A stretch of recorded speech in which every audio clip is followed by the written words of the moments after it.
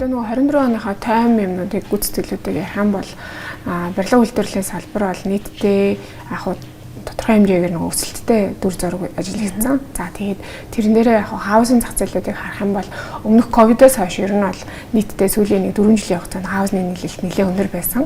За тэрийг яг 24 оны яг гүйцэтгэлийг өмнөх одоо дунд хугацаатай харьцуулах юм бол нийлүүлэлт бол 30 бараг 2-оос 34% бууралттай. За шинээр бол нийлүүлэлтийн хувьд бол тийм байгаа. За тэгээд нийт бас худалдаа авах индексийн хувьд бас нэлээд буурсан үзүүлэлттэй. За үнийн хувьд болонгууд нэг 8.9% үнийн дундаж штэ тийм энэ нөгөө үнийн өөрчлөлттэй ингээд гаргасан байгаа. За тэгээ одоо яг энэс яг дөрвөн жил хэм бол хүмүүсийн нөгөө хаусыг эрэлт бол одоо байгаа. Гэхдээ нөгөө төлөвлөлт концепт за худалдаа авах чадвар дээр тулгуурсан төлөвлөлтийн хувьд бол аль болох нөгөө affordable бага метр квадраттай. За тэгээ байршлын хувьд бол жоохон Улаанбаатар хоттойгоо ойрхон байх байршлууд дээр илүү сонгох хэрэглэгчийн хувьд худалдаа авахчийн хувьд сонирхолтой байна. Гэтэл нөгөө зах зээл дээр нийлүүлэгдэж байгаа төслүүдийн хувьд бол арай жоохон эсрэг байр суурьтай ингээ байгаа нь өөрөө нөгөө нийлүүлэлт болоод буцаад худалдаа авалтыг бууруулсан дүр зурагтай байгаа л гэж бид нар харж байгаа. Та саяас үнийн талаар дурсан яг орон сууцны индексийг аваад үзсэн бол ерөөдөө өмнөх оны одоо өнгөрсөн оны муутай харьцуулах юм бол нэг 10 гаруй өсөлт үзүүлсэн бол одоо хаусны зах зээл бол нэлээд уналттай шүү дээ. Тэгэхээр ер нь цаашдаа энэ ондоо бас үнийн уналт тас үргэлжлэх үү эсвэл цаашдаа бас яг ямар гол хөдөлгөөн ажиглагдах вэ гэж харж байна. Хаусн дээр болонгууд за яг үнэхээр нөгөө яг тодорхой яг худалдаа авах чадвар сайтай байгаа зах зээлийн одоо эрэлт дээр тулгуурсан төслүүдийн хувьд бол үнийн өөрчлөлт бол мэдээж зах зээлийнхаа зарчмаараа явагдах бах. За тэгээд илүү нөгөө нэг өндөр зэрэглэлийн за эсвэл стандарт зэрэглэлийн байршлуудаа юу гэдэг Улаанбаатар хотоос байгаа төслүүдийн хувьд бол үнийн индекс бол нэлээд буурсан бас 24 онд байгаад байгаа. За тэгээд яг энэ онд бидний бас харж байгаа зүйл нь юу вэ гэхээр 24 онд бол нөгөө эрчимтэйгээр бодлогын хөв нэлээд бууруулсан. Банкны зээлийн дундаж өөрөө нэг 17.8% байсан уу? Тийм байсан. За тэгэнгүүт он гараад сая 2% пунктээр нэмсэн байгаа даа. Тэгэхээр өөрөө ингээд харахаар дахиад нөгөө барилгын өртгийг өөрөө нэмэх үндсэн фактор нь болчихж байгаа санхүүжилт их усрын хувьд.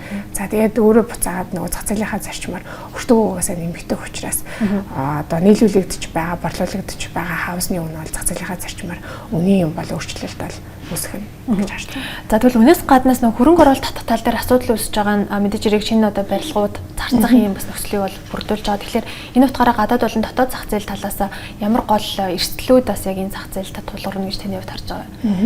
За мэдээж нөгөө төрөөс барьж байгаа бодлого юмнууд бол төсөвт бол нэлээд их хэмжээний төсөв хөрөнгө оруулалтуудыг заасан байгаа. Гэтэл одоо энэ нөгөө Хятад улс худалдааны дайнтай холбоотой ч гэдэг юм уу те. За энэ нөгөө гангийн үйлдвэрийн өөрийн үнийн бууралттай холбоотойгоор манай өөрийн нөгөө гол дотоодын нийт бүтээгдэхүүн бүрдүүлж байгаа нүүрс маань өөрөө экспортод буурах ч юм уу те. Энэ нөлөөлөл байвал өөрөө төсвийн алдагдал үүсэх эрсдэлтэй болно те. Энэ өөрөө одоо төслийн хөгжүүлэгч компаниудын хувьд бол нийт эдийн засагт бол тэрнийг хамгийн том импакт харах хэрэгтэй баг. За нөгөө талаараа л мэдээж нөгөө банкуудын хувьд илүү нөгөө төсөл хөтөлбөрүүд рүү өгж байгаа зээлийн санхүүжилт бол ер нь сүүлийн 1-2 жилийн хувьд бол нэлээд юм саарад байгаад байгаа. Яг нөгөө нэг төслийн өөрийн нөгөө шалгуур шаардлага нэлээд өндөр өсөж байгаа. Тэгэхээр бол төсөл хөгжүүлэгчдийн хувьд бол одоо яг нөгөө өрсөлдөөн нулимш ширүүлсэн тий төлөвлөлтийн шатууд ийм нэлээд одоо зах зээлийн судалгаан дээр үндэслэж нэлээд төслүүдэд хөгжүүлэх шаардлага юмнууд бол үүснэ.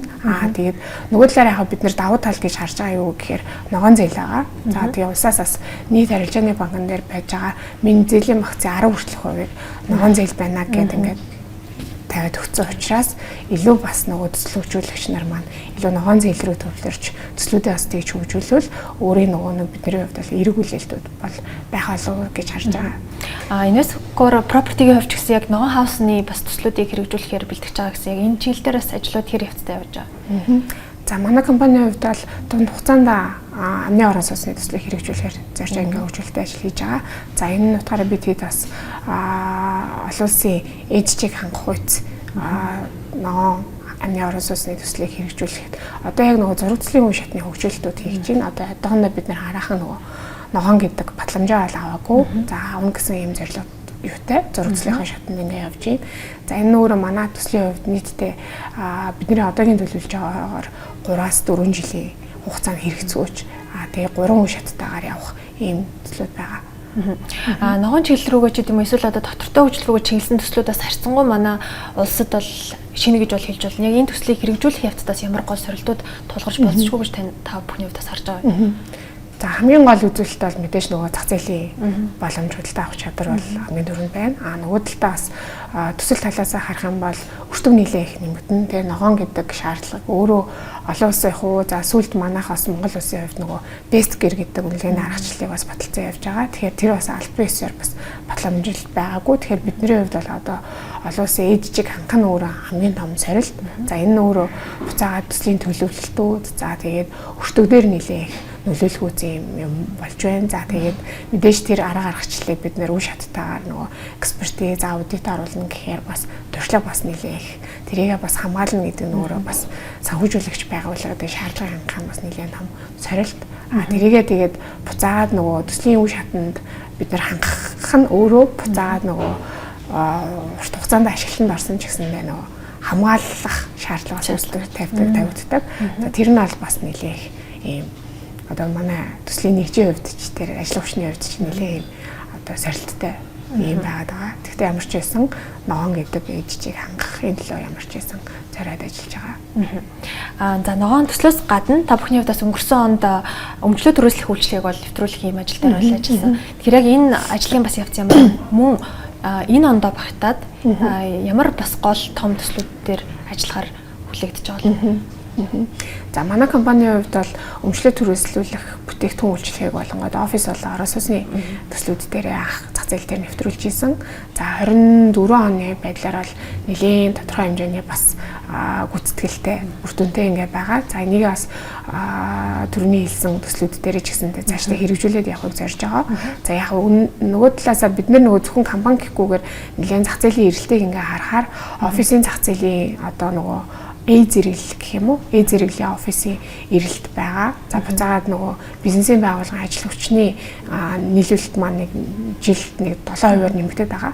Тэгэхээр бол магадгүй хүмүүсийн нөгөө бизнесийн гайгүй доктортой бизнесийн доктортой байгаа компанийн хувьд бол илүү нөгөө офисаа түрээслэн гэхээсээ илүү худалдаж авах. За магадгүй яг нөгөө өөрсдийнхөө хэрэгцээтэй байгаа престиж байршлууд дээр бас өмчлөөд авах боломж юмнууд ингээ харагдаад байгаа учраас бидний хувьд бас мөн төсөл хэрэгжүүлэгч компаниудын хувьд одоо өмчлөөд түрээслүүлэх бүтээгдэхүүнийг бас борлуулалтынхаа нэг сургыг болоод нэвтрүүлвэл бас эрэлттэй байгаа юм болов уу гэж харж байгаа. Тэгээ манай компанийн хувьд болонгууд ер нь дунд хугацаанд амны орны сууцныхаа төслийг илүү зах зээл дээр богино хугацаанд нэвтрүүлэх ийм төлөвлөгөөтэй. Мэдээж энэ хооронд бол мэдээ зах зээл дээр эрэлттэй байгаа бусад төслүүдийн судалгаа хөгжүүлэлтүүдийг бол хийгээ явж байгаа. За үүнээс гадна одоо хаусны зах зээлийн илүү том зураглаар наваад үзвэл 2021-ээс 2023 нийцэд гэхэд ер нь хаусны зах зээл нэлээдгүй эрсд хэлсэн. За нийлүүлэлтийн хувьд бол 50 гаруй % өссөн юм үзүүлэлтээс л та. Тэгэхээр ер нь энэ оныг дуустал ер нь хаусны зах зээл